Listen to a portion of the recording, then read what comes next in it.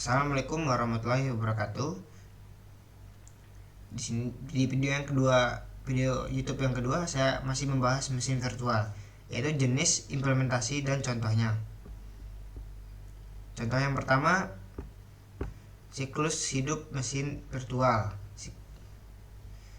Siklus hidup virtual mesin menggambarkan proses sejak VM dibuat, dijalankan hingga dihapus. Satu, pembuatan, penggunaan, menentukan parameter seperti CPU, RAM, jaringan, penyimpanan.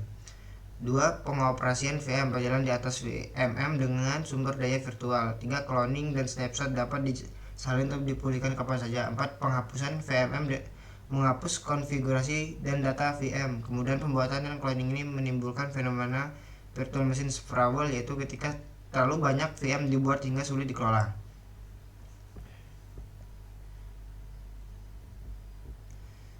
Contoh yang pertama, hypervisor type 0, hardware base. Definisi hypervisor yang diimplementasikan langsung di perangkat keras atau firmware, mengelola partisi perangkat keras tanpa sistem operasi perantara. Sistem partisi mendapatkan CPU, memori, dan input-output sendiri. Sumber daya benar-benar terdedikasi untuk setiap VM. Kelebihan, performa sangat tinggi dan stabil, cocok untuk mainframe dan server besar. Kekurangan, biaya tinggi dan konfigurasi rumit. Contoh IBM LVAR, Oracle LDOM. Contoh yang kedua, hypervisor type 1. Definisi hypervisor yang berjalan langsung di atas perangkat keras seperti sistem operasi khusus. Tidak memerlukan OS host, mengatur pembuatan, manajemen, dan pengoperasian VM. Kelebihan, kinerja tinggi dan efisien. 2.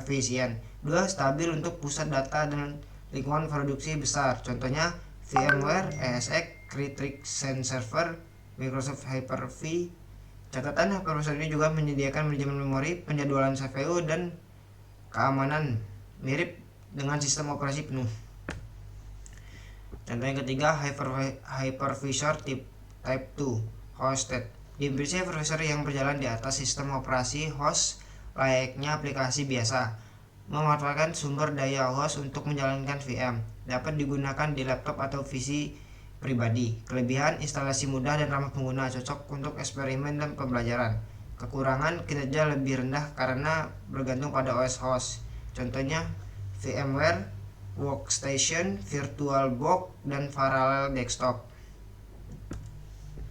Paravirtualisasi. Definisi teknik virtualisasi di mana sistem operasi tamu dimodifikasi agar bisa bekerja sama dengan hypervisor. Sistem operasi tamu berinteraksi langsung dengan VMM melalui hypercall, mengurangi overheat dibandingkan virtualisasi penuh.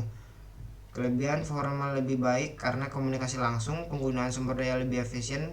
Kekurangan, membuat modifikasi pada sistem operasi tamu, contohnya SendVMM.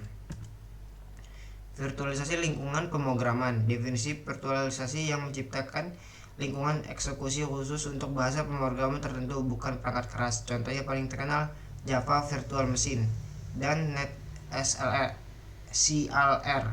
Kode sumber dikompilasi menjadi bytecode lalu dijadikan oleh mesin virtual. Keunggulan, portabilitas tinggi, program dapat berjalan di berbagai platform. Keamanan, setiap program dijalankan dalam lingkungan terisolasi.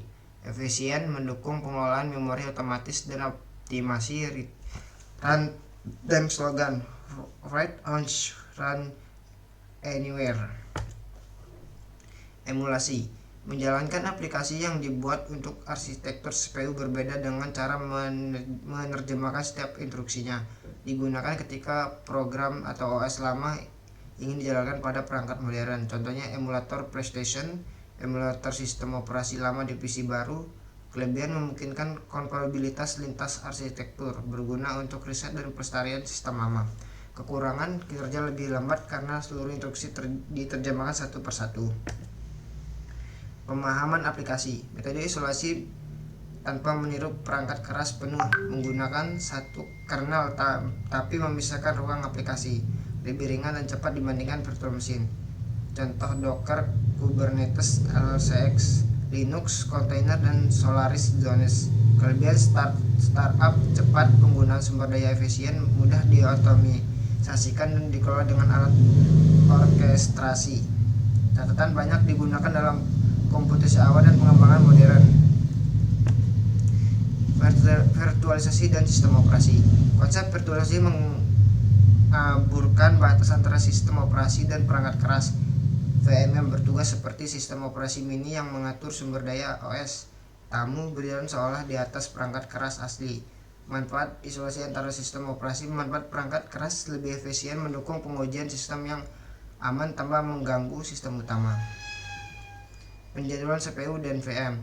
Pengelola waktu CPU fisik untuk menjalankan beberapa CPU virtual. VM menentukan kapan setiap VM menggunakan CPU. Jika CPU fisik terbatas, terjadi overcommitment VM lebih banyak dari inti CPU. Akibat waktu eksekusi dalam VM bisa melambat. Penggunaan waktu tidak selalu akurat. Algoritma penjadwalan OS tamu dapat terganggu. Solusi sinkronisasi CPU melalui alat tambahan VM Tools. Pembagian CPU virtual secara profesional agar tetap adil. Cukup sekian, saya akhiri. Wassalamualaikum warahmatullahi wabarakatuh.